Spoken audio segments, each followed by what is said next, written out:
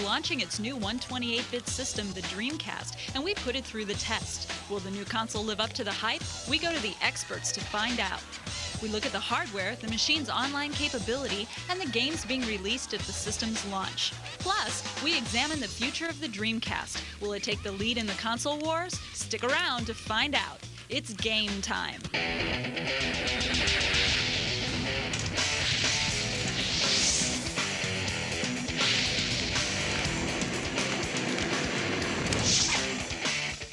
Is the Dreamcast Sega's ticket to a comeback, or is it Sega hype? Perhaps the real question is, should I buy it? Hi, I'm Lauren Fielder, and welcome to GameSpot TV's special Dreamcast edition. Adam is out and about on the Dreamcast trail to find out if Sega's new system is the real deal.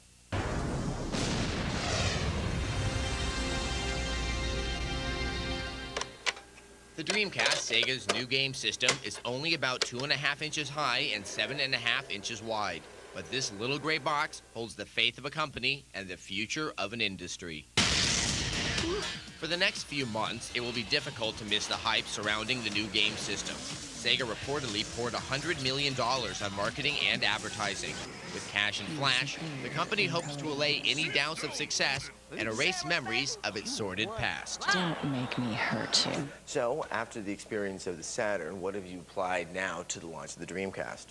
I think the primary lessons we learned were retail distribution, making sure that the right partners got the right amount of product at the right time, as well as marketing. Skeptics and critics had a field day after the Dreamcast's disappointing launch in Japan last November. The unimpressive game lineup led to speculations and seemed to spell the end for the video game giant. So what do you think of all of the controversy and the criticism and all the media attention that has surrounded the Dreamcast for the past 6 months? I love the fact that people have an opinion, and rightly or wrongly, it's better than being blasé. And so opinions about Dreamcast will never make it, it'll never launch, PlayStation 2 will blow it out of the water when it comes, Dolphin will be along eventually. It's a vibrant business, and if nobody cared, then the business wouldn't be growing to the level that it's at right now. The turnaround came around this year's E3 event. Like a veteran prize fighter, Sega got its second wind and dealt a wake-up punch. Let's get ready to rumble! Showcasing over 40 Japanese and American titles in its booth, Sega made skeptics do a double take and turned doubters into believers. Videogames.com editor Jeff Gertzman was one of them. Back when the system came out in Japan, I mean, the launch lineup in Japan was weak. The games that were coming out, you know, even months after the system was out in Japan were also pretty weak. But, I mean, the U.S. lineup is really stellar. It's like every single journalist in this business said, you know, if Sega doesn't come out with the biggest console launch in history when it comes out in the U.S., they're dead, they're finished, they're over. But they did that. The Dreamcast is expected to launch with 16 titles, ranging from sports to fighting. Judging from the smiles, grins, and yahoos from several game editors, the U.S. game lineup will be far better than Japan. Now, even with all these great games, there are some publishers that just aren't comfortable with the new system. You have EA, which has said nothing publicly about developing for the Dreamcast. And then there's Namco, that even on the strength of Soul Calibur, have no future plans for any titles. Then again, there's some other companies that are far more comfortable. I think it's a great system. I think there's a very unique opportunity for Sega right now to come back, much like they did with Genesis, and make an impact, have an impact on the market. And again, it's a question of can they sustain their marketing effort through the fall. Capcom plans to deliver 3 Dreamcast titles this year, and 1 slated for early next year. Changing attitudes? Yes. But Sega and the Dreamcast face other issues and hurdles that could steal away some thunder from its U.S. launch. The much-anticipated Final Fantasy VIII for the PlayStation ships the same day as the Dreamcast launch. Sony and Nintendo just dropped their system's prices to $100, and the abrupt departure of its U.S. president are raising some eyebrows. But if you're a gamer who just wants to play the best games money can buy, these issues should be invalid. What do you say to the viewer that doesn't have that much cash at their disposal and they're looking to only be able to get one of the next generation console systems? Do they wait for the Nintendo and the Sony, or should they go ahead and get the Dreamcast now? They should steal a bunch of money from their parents and run out and buy a Dreamcast. Man, stay off the light speed. My bad. Based on what you've seen of the system, would you buy a Dreamcast? Have you ordered one already? Visit the GameSpot TV website and take our Dreamcast poll. And if you'd like to learn more about the Dreamcast, go to the Dreamcast dossier feature on videogames.com. Coming up on GameSpot TV, Sean Smith from Electronic Gaming Monthly examines the Dreamcast hardware and peripherals. And we run down the top games for the new console. With graphics reaching new heights, who's been concentrating on gameplay?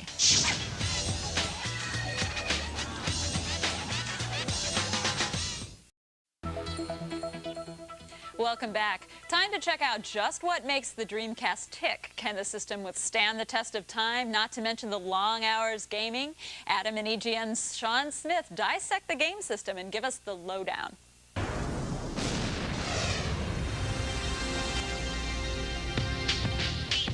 Well, you've seen the games and you've heard all the hype, but now let's check out what's driving the Dreamcast. We brought in Sean Smith from EGM all the way from Chicago. How's it going, Adam? It's going really well. Now, what are you making of the design of the Dreamcast? Well, it's pretty straightforward. I mean, it's just a gray box, but I like it. You've got the 4 controller ports in the front for multiplayer games, a couple buttons on top. There's nothing really cluttering the system. The only thing I'm concerned about is the fan. The system tends to get pretty hot, so I think there may be some heat issues in the future. But overall, I think it'll get the job done.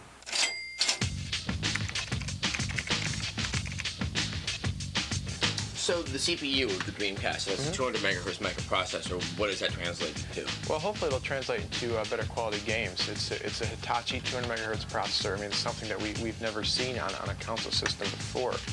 So I mean, you're going to find that's 2 or 3 times faster than the PlayStation of the N64. Now, the Dreamcast is using a GD-ROM drive. Right. And CD-ROM, and it's not DVD-ROM. Why did they choose that, and what does that mean? Well, it's basically a disk that holds 1 gigabyte, which is 1,000 megs of data, opposed to 650 megabytes that's on a standard CD. The other reason is that it's a proprietary format for Sega, so pirates are going to have a harder time copying these discs.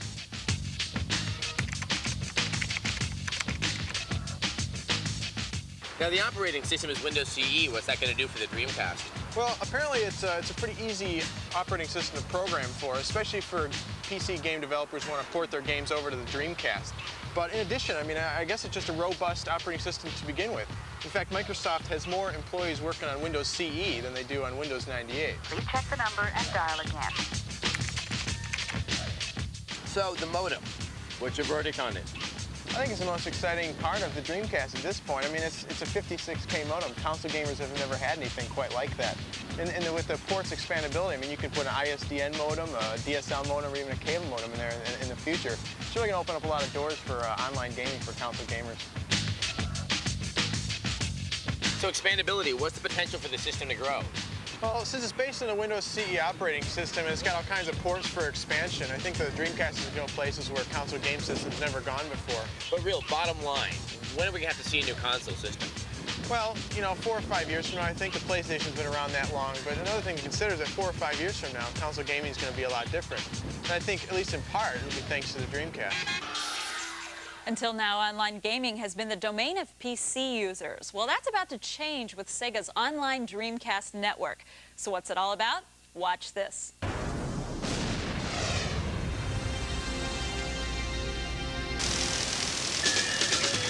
We believe in the power of the internet and the power of social gaming via the internet. Oh, yeah!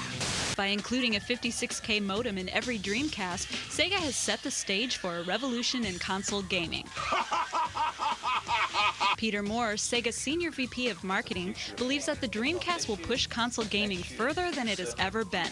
We do not believe that in-home gaming will stay the same as it has been over the past few years. Internet will be the future of gaming. The internet opens so much promise for global gaming, and that's a major part of our strategy going forward. We have an incredible and unique opportunity to take online gaming to the next level. I think the online play is going to turn out to be really, really popular. I think that's one of the things that on the PC side they can offer up that they haven't been able to offer up on the console side. The ability to get in there and you know, team play with your friends. Yahoo! Well, I think a lot of consolers are really hyped up about the internet feature. Initially, Dreamcast owners will only be able to use the Dreamcast network for chatting, message boards, and previews. But next year, Sega will open up the multiplayer aspect of the Dreamcast network. With the impending release of the PlayStation 2 and Nintendo's Dolphin, Jeff Gersman of VideoGames.com believes the Dreamcast network is essential to the system's future. Provided that the connection speeds move up, it will be very crucial. If it stays at 56K, it's like that's good enough for certain games, but some first-person shooters, you're not going to really see optimum performance. Racing games, you might see a little lag here and there. But if they can get the speeds up, if this whole network that they're supposedly building for online support works out, I think it's really going to bring a lot to the gameplay. The quality of the games look really good. If Sega can make sure the packets are fast so the games appear fast on your console side, everyone's going to jump on every internet game that comes out as it comes out to the market. So how will Sega's new direction in console gaming influence the gaming industry? Joe Fielder from VideoGames.com believes it will be a directing force in future game development. No, I can definitely see that driving the direction of the games. I can see the more developers find that they can do with the online component of the Dreamcast, the more they're going to develop into it. You might see games like Quake 3 Arena, where the single-player side of the game is a lot less important than the multiplayer, where it's really designed for multiplayer. I think the modem is pretty significant, where multiplayer is the in thing now, and it has been on the PC, so it's going to be even bigger on the Dreamcast. Did those last segments whiz by a little too fast? Come by the GameSpot TV website at zdtv.com and check out our Dreamcast online and hardware specials in streaming video. Coming up in our Dreamcast special, more than 15 games are being released with the new 128-bit console system. But which ones do you want to spend your cash on? We run down the top 5 to break your piggy bank for.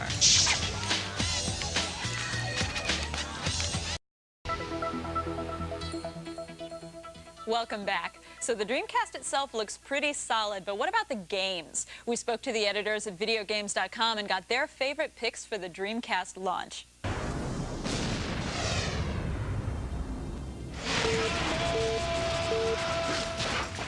In 5th place is House of the Dead 2, the follow-up to the less than spectacular arcade port of House of the Dead on the Saturn. Once again, it's an on-rails shooter where you waste the various zombies and beasties that the game throws at you. And what it throws looks very, very good. This is a Japanese version of the game, but the only differences you can expect are the addition to unlock the option to show red blood instead of green. But really, what ooze do you think zombies bleed? The game will offer several modes, such as Arcade and Original, which is the arcade game, but with the option to customize some elements like clip size and damage.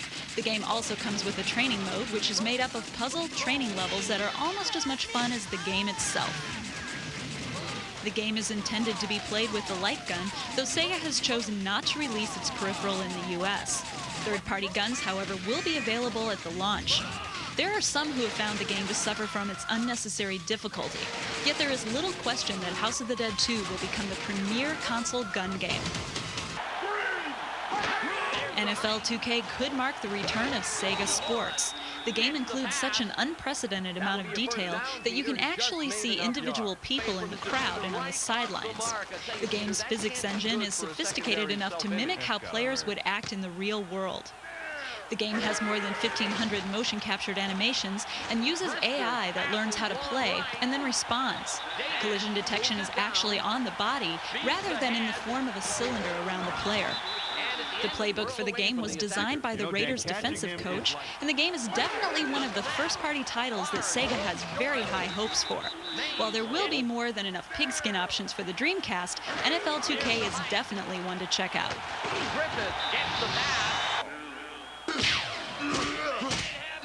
Ready to Rumble, despite what you may think, is unquestionably one of the stars of the Dreamcast launch. This over-the-top boxing game comes with 2 modes, Championship and Arcade. Championship mode is a single-player mode that lets you take a boxer from the bottom of the ranks to the top of the list. Arcade mode is what you'd expect, straight boxing. The game's controls are exceptional and simple. The analog stick moves you about the ring, the triggers block high and low, but when used with the analog stick let you weave and bob, and the buttons on the face of the controller execute high and low punches. These controls let you jump right into the game and start landing slightly realistic combos. The visuals also look great.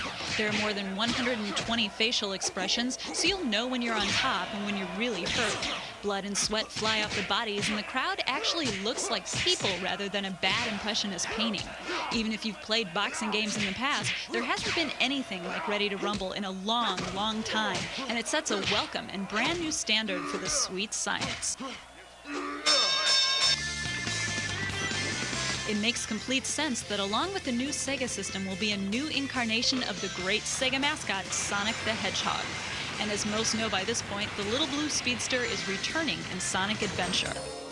The game takes the linearity and structure of a 2D game and brings real speed to a 3D platformer. You play 5 characters, including Sonic, Knuckles, and Tails, who, when played through, will clarify the entire story of the struggle against Dr. Robotnik and the water monster Chaos.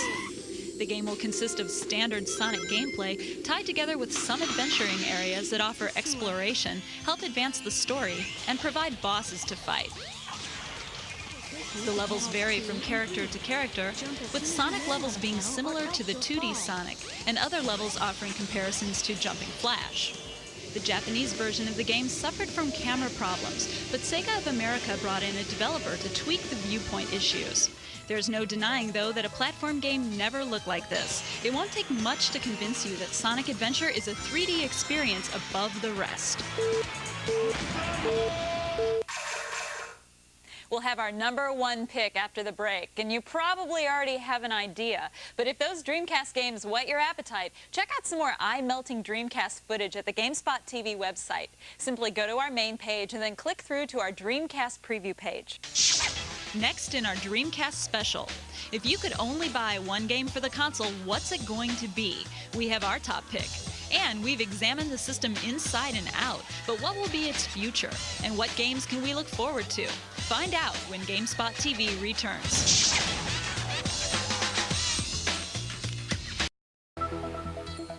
Welcome back. All right, it's time to fill you in on what looks to be the top game launching with the Dreamcast, and it should come as little surprise.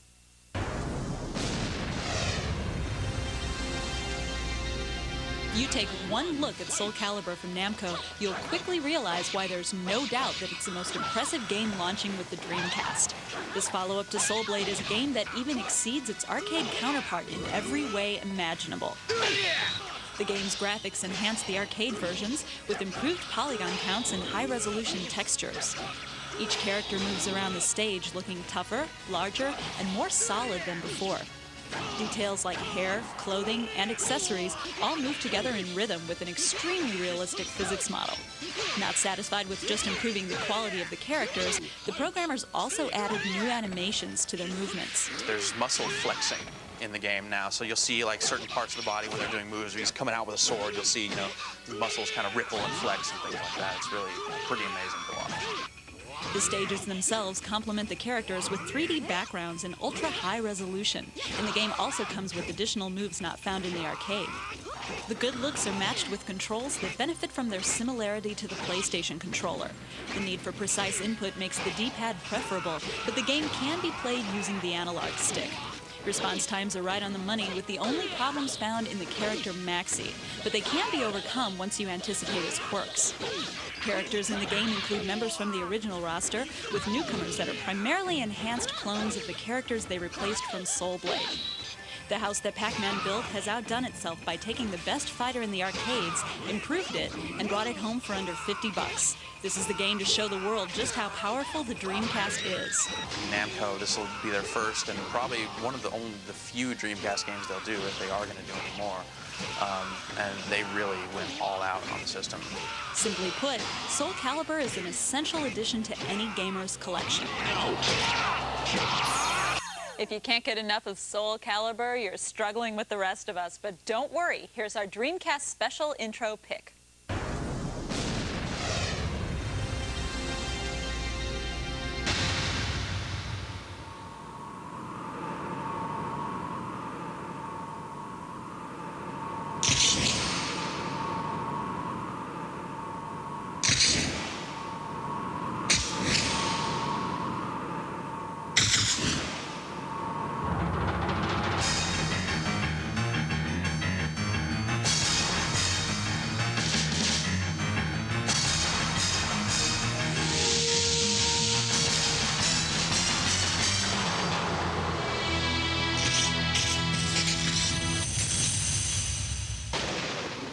think that looks good, you should see the game. And we've seen the top 5 games of launch. Our next segment will give you a taste of what's to come after launch.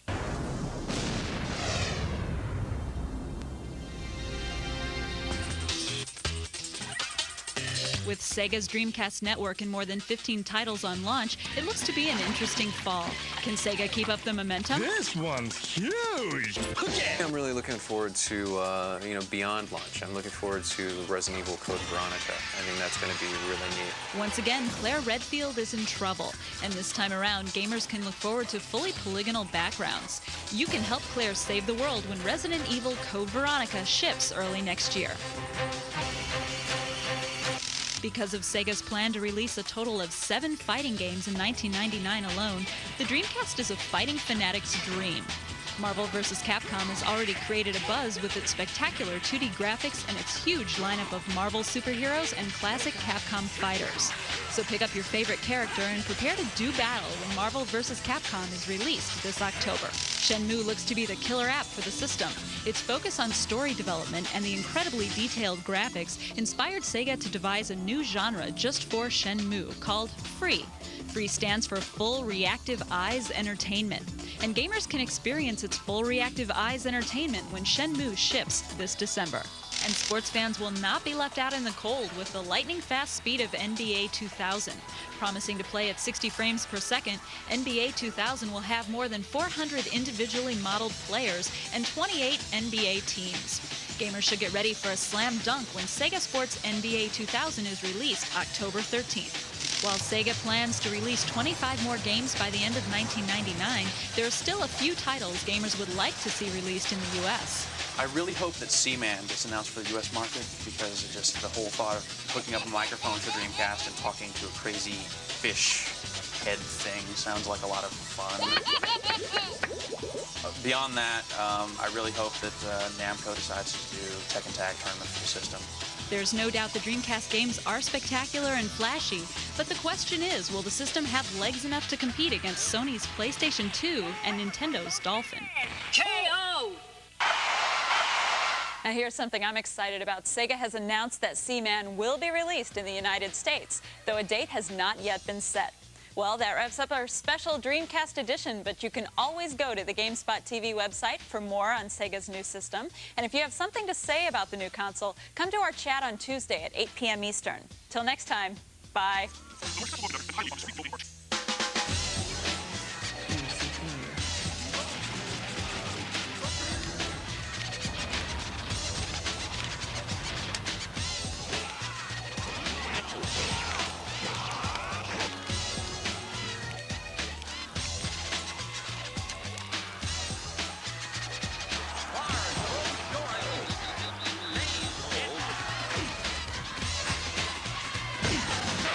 Man, stay off the light speed.